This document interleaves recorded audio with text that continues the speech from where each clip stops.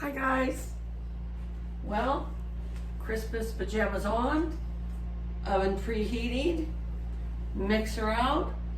We're gonna make some cookies. We're gonna make snickerdoodles today, you guys. I have had this recipe for about 30 years. It's in my handy dandy old cookbook that my mother gave me to fill out as I go. And it was my mom's friend that gave her this recipe to give to me about 30 years ago. And it has been a no-fail snickerdoodle recipe ever since.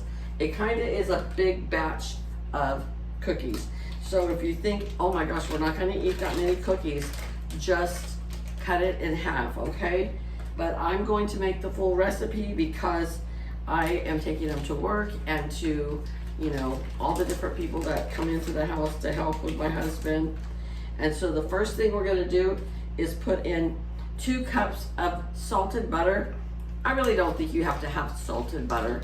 I think it can be unsalted as well. I think that's just, you know, way back in the day, that's what they said. Do it this way. So we have 4 sticks of butter, a pound of butter, 2 cups of butter, however you want to measure it out, okay? And then make sure that is room temperature. I took mine out this morning, but my house is so cold I had to put it right next to my little heater, and it still isn't completely soft, but it is soft. And then to that we are going to add 4 eggs, and then we're going to start mixing it on our mixer. I hope you guys all had a great day. It is Sunday evening. Not sure when I'm going to post this, but I feel like my weekends just fly by. And I've been trying to clean, organize, and purge items in my home. Like, I have so much stuff that I never use that I need to just get rid of. And I tend to throw things into a bedroom and just forget about it and close the door. So I have really been organizing this weekend. All right, so we have our 2 cups of butter and our 4 eggs mixing right now. And to that, we are going to add 2 2/3 cup of granulated sugar. And like I said, the oven is preheating to 350 degrees. 2 2/3. Okay. It's been overcast. Well, okay. We'll use a different one then, huh? It's been overcast and cloudy and cold here this whole week. All right, let's turn this off for a minute and get that butter off of the paddle.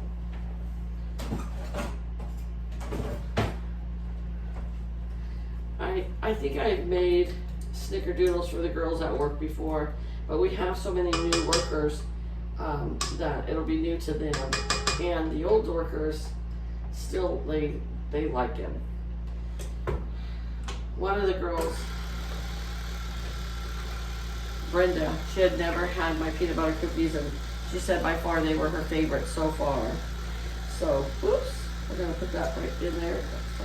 All right, 2 2/3 cup of granulated sugar. Here we go. Here's 1.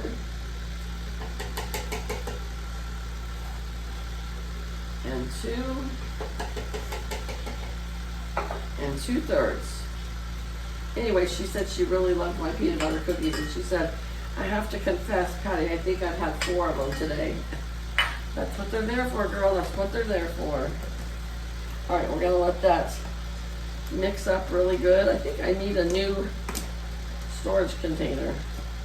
This one is getting old and cracked everywhere.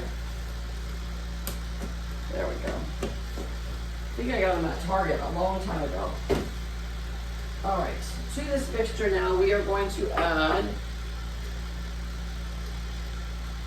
2 teaspoons of vanilla.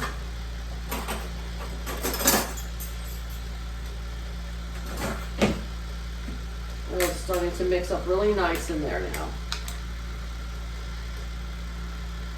There's 1 and 2.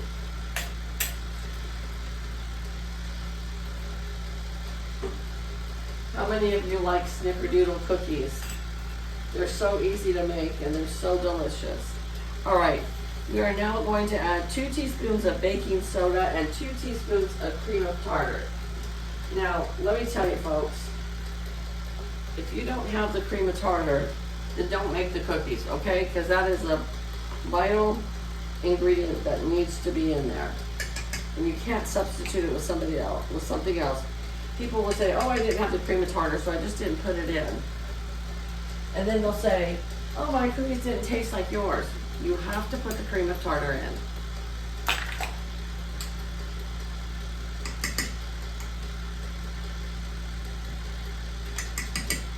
All right, there's our cream of tartar. And now, this is how you will know this is going to be a big recipe, okay? 6 cups of flour. I can always tell which recipes are going to be a large batch or not by the amount of flour that I put in. Normally it would be like 2.5, 3 cups. This is calling for 6. So we're going to scrape the edges of our bowl first. And I used to make these all the time without an electric mixer, without this kind of mixer. I mixed it with the hand mixer. And you can do it, it's just a lot more work. And I've become very spoiled since I've had my KitchenAid, and I love it. So we're gonna put in 3 cups and then let that stir, and then we'll add the next 3 cups.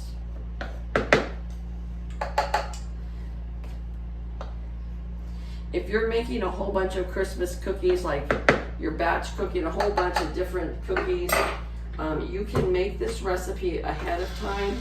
Put the dough sealed in the refrigerator and it's just fine. It comes out just fine. Same thing with the chocolate crinkles and with your sugar cookies. You need to go to the next speed.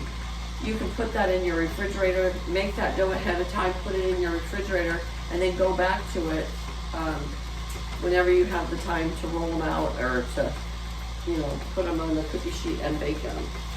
I used to bake so many cookies every year for Christmas. I mean, like probably 6 or 8 different flavors, and then give them out to probably 30 different people. And I would start Friday night after I got off work and bake all day Saturday and Sunday, and then start delivering on Monday. But I don't do that anymore. I just don't have the energy for that. Not that I don't like to, but taking care of my husband full-time, working full-time, it's just not something I can do right now. Maybe when I retire, I can go back to doing that, because I really did enjoy it. But I only give my cookies to people that I know are going to appreciate all the hard work that goes into them. Because a lot of people don't realize how much hard work goes into baking. You're making them with love. Oops. This is definitely a large recipe. We're right at the edge of spilling over.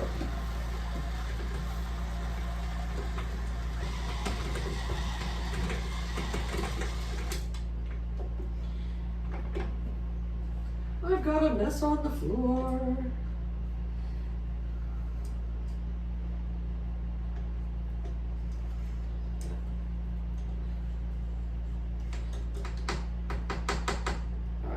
Mix this up again. All right, let me mix this up really good and then I will be back, okay?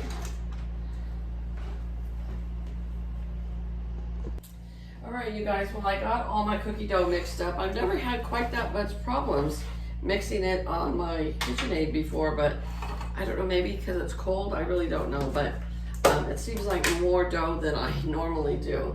So before we pop those into the oven, we need to roll them in some sugar and cinnamon.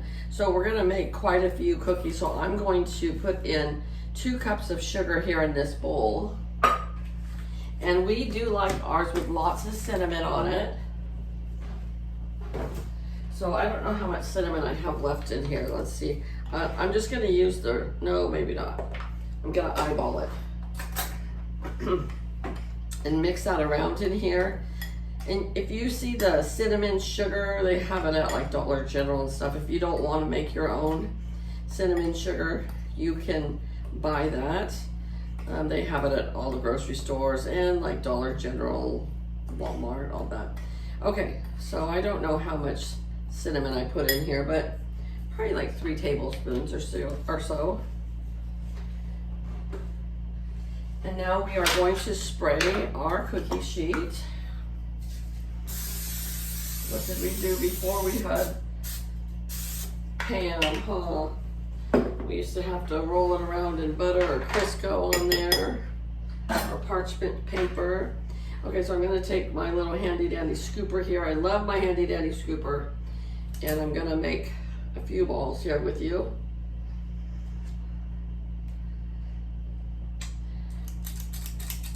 I'll make 3 with you.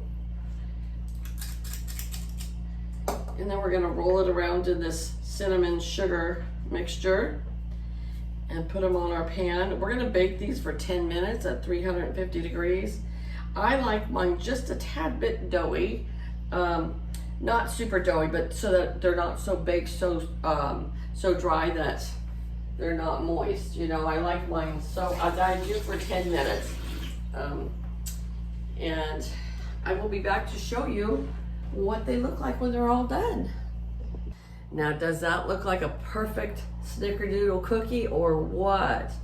Just came out of the oven, nice and puffy and fluffy, and smells delicious. All right, you guys, you have a great day. Take care. Try this recipe out. I think you'll like it. Bye-bye.